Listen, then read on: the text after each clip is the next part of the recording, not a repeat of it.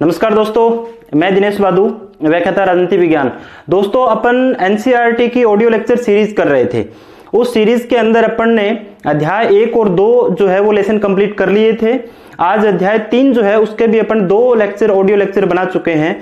अब कुछ दोस्तों के सुझाव थे कि ऑडियो लेक्चर की बजाय इसके वीडियो लेक्चर बनाए जाए। तो अब नेक्स्ट जितने भी अपने वीडियो हैं वो वीडियो लेक्चर के माध्यम से अपन पूरा जो पाठ्यक्रम है उसको कंप्लीट करने वाले हैं, ताकि आप सब दोस्तों को भी सुविधा रहे और टॉपिक को समझने में भी आपको किसी प्रकार की प्रॉब्लम नहीं आए। हमारा जो अध्याय चल रहा था कि अध्याय 3, उसके अंदर अपन ने अमेरिकी वर्चस्व जो है उसको समझ लिया था। अमेरिकी वर्चस्व को समझ लिया था। आज जो बिंदु हमारा है जिसके अंदर अपन करने वाले हैं अध्याय 3 के अंदर कि समकालीन विश्व के अंदर अमेरिकी वर्चस्व जो है अध्याय 3, उसके अंदर कुछ पार्ट आज अपन करने वाले हैं। बहुत महत्वपूर्ण पार्ट है दोस्तों और बड़े ही आसान है। चाहे नेट जेआरएफ के विद्यार्थी हो तैयारी करने वाले, चाहे स्कूल लेक्चरर की तैयारी करने वाले हो, चाहे एनसीईआरटी 12th के राजस्थान में माध्यमिक शिक्षा बोर्ड के वो विद्यार्थी जो अभी आगे नेक्स्ट ईयर 12th के एग्जाम देंगे। नेक्स्ट ईयर 12th में हुए हैं अभी क्लास 11 से प्रमोट होके वो विद्यार्थी, और बाकी स्कूल लेक्चरर या पीजीटी के जितने भी एनसीईआरटी की बुक जहां जहां पॉलिटिकल साइंस की है, तो बेस तैयार करने के लिए बड़ी इंपॉर्टेंट बुक है ये। तो इस बुक को अध्याय 3 को आज अपन समझते हैं। हमने कुछ इसके बिंदु कर लिए थे क्योंकि इस अध्याय 3 के वीडियो पार्ट 1 और 2 जो है वो ऑडियो में उपलब्ध है। आगे सभी पार्ट जो है वीडियो के अंदर उपलब्ध होंगे आपको। तो इसमें आज हमारा जो पार्ट था अध्याय 3 के अंदर, क्योंकि पहले का अपन नहीं दोहराएंगे, उसमें कंप्लीट कर चुके हैं, अपन सीधे आते हैं टॉपिक पर कि विश्व राजनीति में अमेरिकी वर्चस्व। अब विश्व राजनीति में अमेरिकी वर्चस्व के हमने ये तो कर लिया था कि वर्चस्व है क्या, यानी एक प्रकार की चौधराहट है, एक प्रकार की दादागिरी है कि दुनिया में कैसे साबित किया जाए कि सबसे बड़ा नेता मैं। अमेरिका ने उसके लिए क्या क्या प्रयास किए? अमेरिका ने बहुत प्रयास किए उसके लिए। अपन ने सारी घटनाएं कर ली थी, इराक आक्रमण से लेके उसके बाद पूरा का पूरा कोसावो संकट वगैरह सारे कर लिए थे। उनसे उसने क्या साबित किया कि अब सोवियत संघ का विघटन हो गया है, दुनिया का नेता है तो मैं हूं और मुझे स्वीकार किया जाए। और ये स्वीकार कब करेंगे? जब उसने ताकत दिखाई। अब उसका वर्चस्व जो है वो किस क्षेत्र में है वो उसकी अपना चर्चा करने वाले हैं। एक पहला जो वर्चस्व है सैन्य वर्चस्व, अपन कुछ पार्टों में इसको बांट के करेंगे। सैन्य वर्चस्व, अब सेना में वर्चस्व क्या है, चौधराहट कैसे है अमेरिका की, उसको थोड़ा सा अपन देखते हैं। दुनिया का सबसे बड़ा बजट जो है, दुनिया के अंदर सबसे बड़ा बजट जो है, सैन्य वर्चस्व का सबूत क्या है उसका देखिए आप। सबसे बड़ा बजट जो है वो खर्च करता है दुनिया के लगभग 12-13 जो बड़ी अर्थव्यवस्थाएं हैं उनके जितना जो है वो बजट केवल रक्षा के ऊपर खर्च करता है। वो रक्षा के ऊपर केवल हथियार खरीदने के ऊपर, हथियार बनाने के ऊपर ही नहीं करता, नए नए अनुसंधान खोज के ऊपर करता है कि किस किस प्रकार से जो है दुनिया के अंदर नए नए हथियार जो है वो अपनी ताकत को बढ़ाने के लिए बनाए जाए, उनके अनुसंधान किया जाए, उनके ऊपर वो खर्च करता है। पेंटागन जो वहां का रक्षा मंत्रालय है, जो अपन ने पीछे की घटना में पढ़ा था कि पेंटागन क्या है, तो अमेरिका का रक्षा विभाग का मुख्यालय है। उस रक्षा विभाग का जो बजट है वो एक बहुत बड़ा बजट है। क्यों वहां पर बड़ा बजट दिया जाता है? ताकि अपनी सैन्य ताकत को क्या किया जाए, मजबूत किया जाए। एक देखो, इसने अमेरिका ने सैन्य वर्चस्व की, उसकी चौधराहट की एक और बड़ा सबूत है। क्या है कि पूरी दुनिया को, हर देश के अंदर क्या होता है कि अपने देश की सेना को तो चलो वो कमांड के अंदर बांटते हैं कि हर उस फील्ड की, हर अपने देश के अंदर अंदर कि ये इस कमांड का प्रमुख है, इस कमांड का प्रमुख है, अलग अलग सेनाएं की टुकड़ी बनाते हैं। लेकिन देखो इसकी दादागिरी का एक कितना बड़ा सबूत है कि इसने पूरी दुनिया को 5 कमान में बांट रखा है। पूरी दुनिया को अपनी सेना के नजरिए से 5 कमान में बांट रखा है कि ये उत्तरी कमान है अमेरिका की, ये उत्तरी कमान जो अमेरिका का वाला पक्ष है जहां पर अमेरिका कनाडा वगैरह है। दक्षिणी कमान दक्षिणी अमेरिका वाला पार्ट है। पैसिफिक कमान जो ऑस्ट्रेलिया वगैरह वो पार्ट है। केंद्रीय कमान जिसके अंदर ये अरब कंट्रीज वगैरह है, ये, और यूरोपीय कमान जिसके अंदर ये सोवियत संघ और यूरोपीय देश है। यानी 5 कमान के अंदर पूरी अपनी सेना को बांट रखा है दुनिया का। यानी ये क्यों बांटा उसने? दुनिया को एक संदेश देना कि दुनिया के अंदर कोई भी देश ऐसा नहीं है जो हमारा सीधा रडार के ऊपर नहीं हो। यानी हमारी ताकत को क्या करो, आप स्वीकार करो। हम इतने ताकतवर है कि दुनिया के किसी भी कोने का जो देश है वो हमें आंख उठा के नहीं देख सकता। अब देखो ये एक सीधा सीधा दुनिया में चौधराहट स्थापित करने का, अपनी ताकत का संदेश देने का एक प्रयास है कि किस प्रकार जो है दुनिया में हमारी सेना इतनी 5 कमान में बांट रखा है। ये इसका एक ताकत का क्या है, सबसे बड़ा सबूत है। यानी सैन्य वर्चस्व क्या है अमेरिका का, बजट बहुत बड़ा बजट खर्च करता है अपनी सेना के ऊपर, उन्नत तकनीक है, अपने हथियारों की बहुत तकनीक उन्नत है, इतनी उन्नत है कि दुनिया के अंदर बाकी देशों को तकनीक का तब हस्तांतरण करते हैं, हथियार बेचते हैं जब उनको कई वर्ष उसका उपयोग करते हुए हो जाते हैं। यानी उन्नत तकनीक है हथियारों की, बजट बहुत बड़ा खर्च करते हैं, पूरी दुनिया को 5 कमान में बांट रखा है अलग अलग एरिया वाइज कि ये जो है सेना के क्षेत्रवाद, ताकि दुनिया का कोई भी देश जो ये उसका साइकोलॉजिकल या मनोवैज्ञानिक रूप से उसके प्रभाव में रहे कि वो अमेरिका की नजर में है, इसलिए उसके सामने आंख उठाने की कोई भी गुंजाइश ना रहे। तो पहला वर्चस्व, पहली चौधराहट तो अमेरिका की क्या है, वर्चस्व का क्षेत्र सैन्य वर्चस्व है। सीधा सीधा ये अपन ने किया। अब आगे चलिए, सैन्य वर्चस्व के बाद क्या है देखिए बच्चों, ढांचागत शक्ति में वर्चस्व।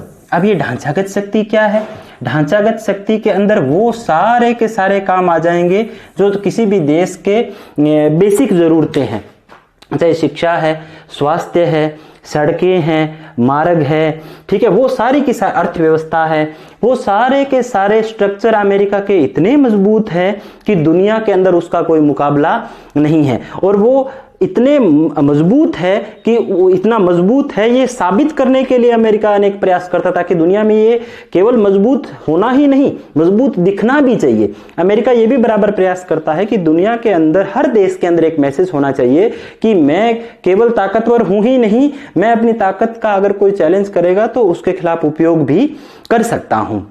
इसका देखिए बच्चों कितना बड़ा उदाहरण है, आर्थिक वर्चस्व। ढांचागत वर्चस्व में कौन कौन से वर्चस्व का आगे, विज्ञान का, शिक्षा का, चिकित्सा का, सड़कों का। तो ये आर्थिक वर्चस्व, इसको अपन अलग अलग पार्ट में बांटे तो आर्थिक वर्चस्व में क्या है कि दुनिया के व्यापारिक जितने भी मार्ग है, महत्वपूर्ण मार्ग है, वो सारे के सारे किसका नियंत्रण है, लगभग अमेरिका का उसका है, अमेरिका का। IMF, WTO, जितने भी ये अंतरराष्ट्रीय आर्थिक संस्थान है, आर्थिक वर्चस्व के अंदर क्या है, IMF, WTO, सामुद्रिक मार्ग, ये सारे के सारे जो मार्ग है, ये जो है अमेरिका क्या है, इनके ऊपर डायरेक्ट इनडायरेक्ट अमेरिका का इनके ऊपर क्या है, अधिकार है। अधिकार नहीं है तो वहां पर इसका बहुत बड़ा इन्वेस्टमेंट है। यानी अमेरिका के प्रभाव से ही यहां पर क्या होते हैं, सारे के सारे निर्णय होते हैं। अब देखो, दुनिया में पैसा बांटने वाली संस्था, व्यापार को नियंत्रण करने वाली संस्था अगर किसी देश के अंडर में रहेगी तो उसकी चौधराहट का ये कितना बड़ा सबूत होगा, एक बात। फिर देखिए इंटरनेट। अब आज अपन सब जिस फोन के अंदर आप देख रहे हैं, ये वीडियो देख रहे हैं, टॉपिक समझ रहे हैं, वो इंटरनेट भी आप गूगल के माध्यम से देख रहे हैं। अब सारा का सारा इंटरनेट का जो जाल है, www जिसको बोलते हैं वर्ल्ड वाइड वेब, तो ये जो सारा का सारा जाल किसने तैयार किया, ये तो अमेरिका का है। अब पूरे देश, विश्व का सूचना का जो तंत्र है, क्योंकि हम कुछ भी सर्च करेंगे, सारी की सारी सूचना जो है वो सूचना का तंत्र अमेरिका के पास है।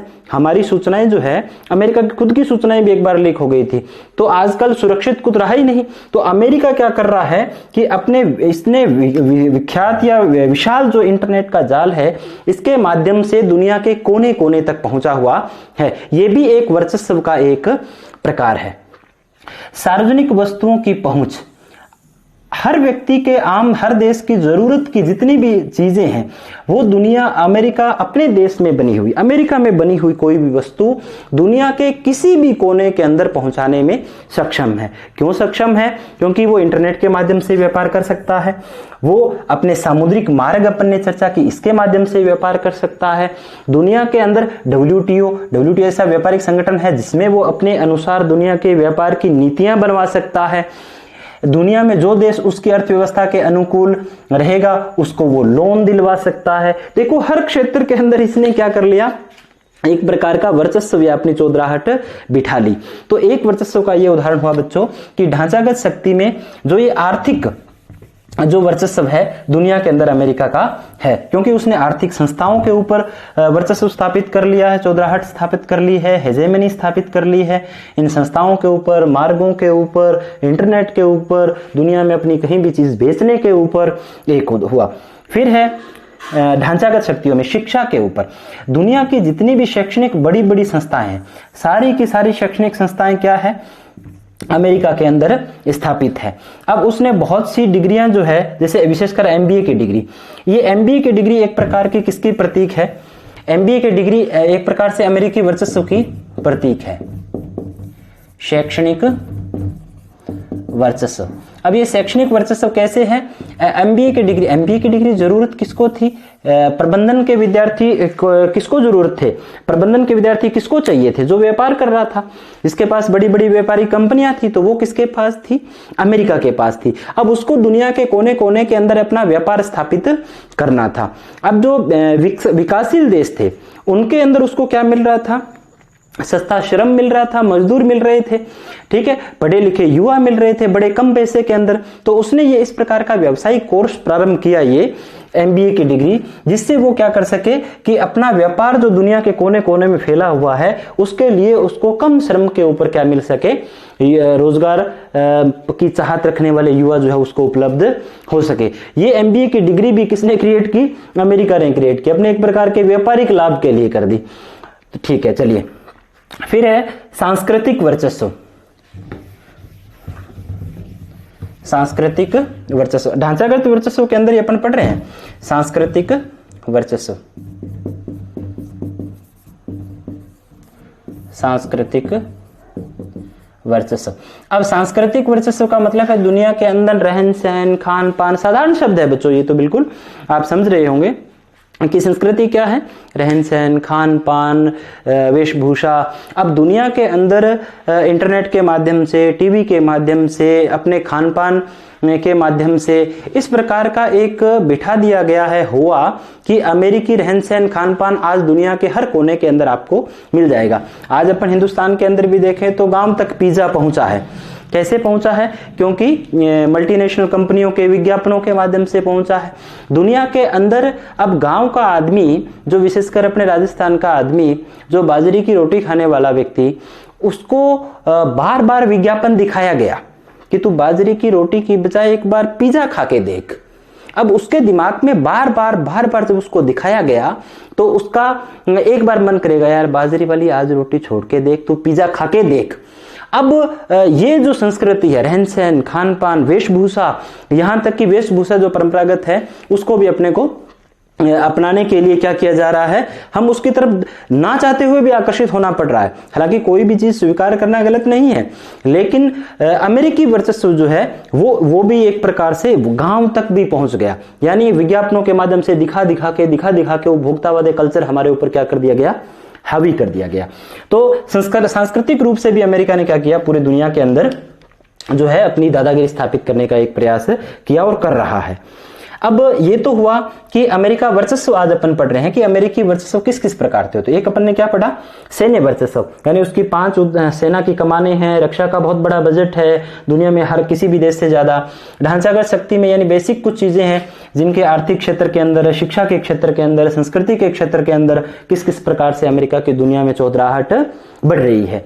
फिर है यूएसए में वर्चस्व में, अमेरिका के वर्चस्व में बाधाएं कौन कौन सी है। भी ऐसा तो है नहीं कि उसको खुली छूट मिली हुई है, कुछ बाधाएं तो उसके मार्ग में आ रही होगी। तो वो बाधाएं कौन कौन सी है, एक तो शक्ति पृथक्करण। अमेरिका के अंदर क्या है, जो सरकार के 3 अंग है, व्यवस्थापिका, कार्यपालिका और न्यायपालिका, उन तीनों की शक्तियां वहां के संविधान द्वारा क्या कर दी गई है, बांट दी गई है कि तीनों अपना अपना काम करेगी, किसी के काम में हस्तक्षेप नहीं करेगी। इसलिए एक समस्या क्या आती है कि तीनों संस्थाएं हैं, यानी जो कार्यपालिका है, राष्ट्रपति, तो उनको व्यवहारिक काम, कोई भी निर्णय लेने से पहले वहां की व्यवस्थापिका की अनुमति लेनी होगी। तो उसमें तीनों संस्थाएं अपना अपना काम करती है, तो वो उनका जो स्ट्रक्चर है कई बार उसके बाधा बन जाता है निर्णय लेने में। एक तो वो हुआ अमेरिकी वर्चस्व में चौधराहट में वहां की संसद, जो वो व्यवस्थापिका जो है वो बाधा बन जाती है, या कार्यपालिका बाधा बन जाती है। व्यवस्थापिका अगर निर्णय लेती है तो न्यायपालिका बाधा बन जाती है, क्योंकि तीनों स्वतंत्र है। अब ये शक्ति पृथक्करण तीनों की अपनी अपनी कुछ कमियां भी है, विशेषता भी है, इसको अलग टॉपिक में अपन करेंगे। लेकिन अमेरिकी वर्चस्व में बाधा शब्द आए तो अपने एक शक्ति पृथक्करण वहां का जो है सरकार के तीनों अंगों का, व्यवस्थापिका, कार्यपालिका और न्यायपालिका, वो एक बाधा है।